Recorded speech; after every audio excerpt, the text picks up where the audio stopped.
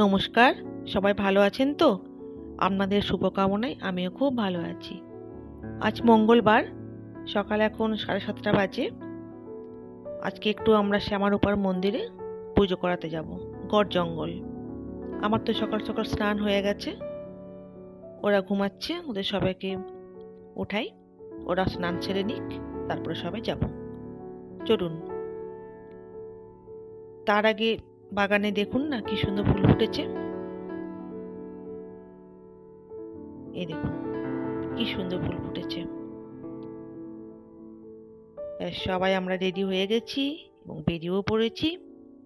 বাইরে প্রচন্ড ঠান্ডা, জানলা তো খোলা যাচ্ছে না।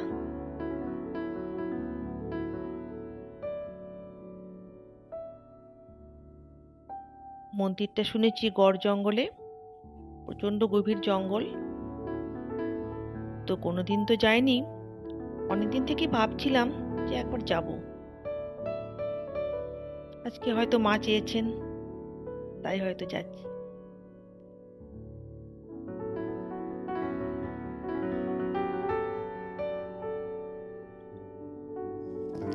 এখনো আমরা গড় জঙ্গলের মধ্যে ঢুকিনি। এটা দেউল যাওয়ার রাস্তা।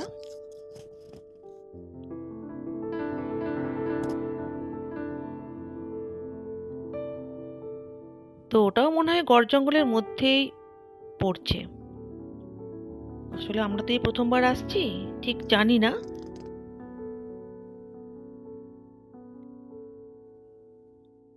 এইদিকে হয়তো অনেকেই এসেছেন পিকনিক করতে। দেউল তো খুব ভালো পিকনিক স্পট। তো আজকে আমরা মেন যেটা উদ্দেশ্য সেটা হচ্ছে শ্যামারূপার মন্দির। আজকে আমরা শুধু মন্দিরেই যাব। ব্যাস, আমরা গড় জঙ্গলে ঢুকে গেছি। দেখেছেন কতটা গভীর জঙ্গল।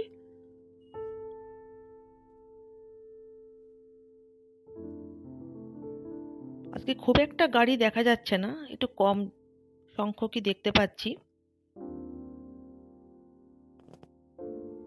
শাল গাছে পুরোটাই ঘেরা।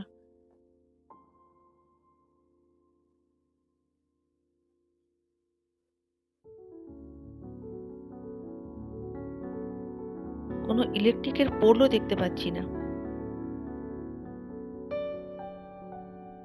এই যে একটা বোর্ড দেখতে পেলাম। ঠিক রাস্তাটা তো আমরা জানি না, এসব দেখে আমরা যাচ্ছি।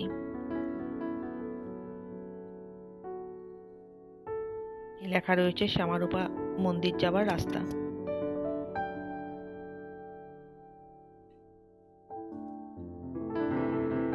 আপনারাও পারলে একবার দেখে যাবেন, সত্যি খুবই ভালো লাগবে।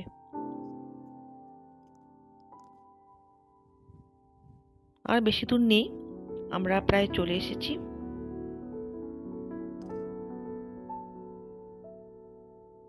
ওই যে দেখা যাচ্ছে মায়ের মন্দির, দেখেছেন? পুরোটাই গভীর জঙ্গল এবং ঠিক জঙ্গলের মাঝখানে মন্দির। একটা গা ছমছমে ব্যাপার, তাই না? কোনো দেখেছেন প্রাচীর দিয়ে কিন্তু ঘেরা নেই মন্দিরটা, পুরোটাই খোলা। মানে বন্য জন্তুরা চারিদিকে ঘুরে বেড়ায় সন্ধ্যের পর থেকে। সাইনবোর্ডে দেখলাম, ছবিও রয়েছে, লেখাও রয়েছে। অনেক ধরনের জন্তুও এখানে থাকে। ব্যাস, আমরা মন্দিরের মধ্যে ঢুকে পড়েছি। আর ঢুকেই প্রথমেই আমরা মহাদেবকে দর্শন করলাম। আপনারাও দর্শন করুন। সকলের মঙ্গল কামনা করি, সবাই ভালো থাকুন। মন্দিরের চারদিকটা দেখুন, অসাধারণ। মহাদেবের পাশেই ঠিক মায়ের মন্দির, পাশাপাশি একদম পুরোহিত মশাই পুজো করছেন। এই দেখুন মায়ের বিগ্রহ। মা খুবই জাগ্রত। এই যে ওইখানে মায়ের ভোগ রান্না হয়। ওখানে চা বিস্কুটও রাখা রয়েছে, কেউ যদি খায় খেতে পারেন। সবার জন্যই এটা। মায়ের কিছু মূর্তি রয়েছে, ফটো। এই দেখুন মন্দিরের চারদিকটা। আমরাও পুজো দেব বলে সামনের দিকে গেলাম।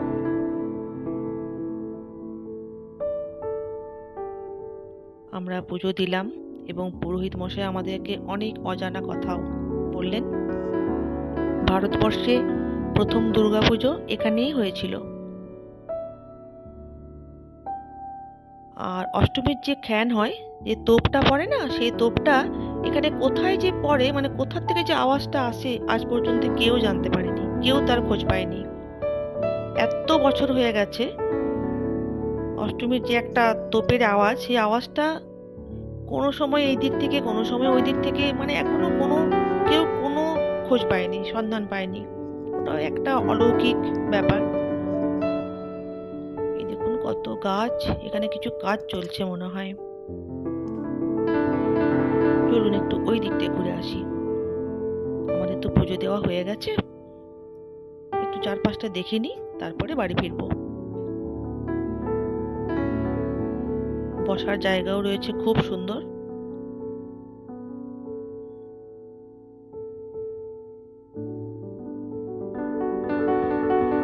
এখানে একটু উপরে একটু খাঁচার মতো রয়েছে। আমরা সিঁড়ি বেয়ে গেলাম, দেখি কি আছে ওপরে। ওর বাবা তো আগেই উঠে গেছে।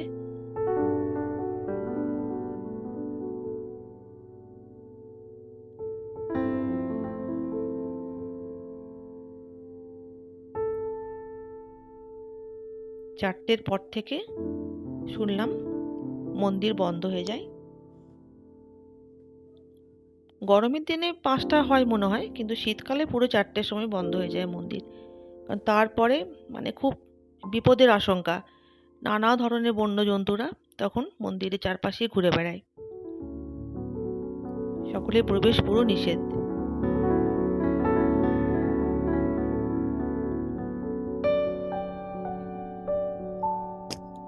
আমরা চারপাশটা একটু ভালো করে দেখে নিলাম।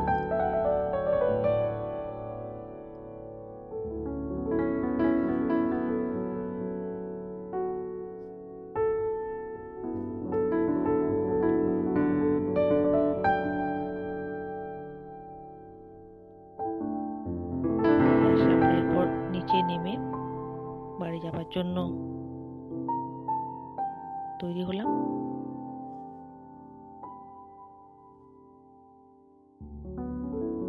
আর একবার দেখিনি চারপাশটা, অসাধারণ দৃশ্য। অনেকটা ফাঁকা জায়গা, কোনো প্রাচীর নেই, দেখুন জঙ্গলের মধ্যেই একদম।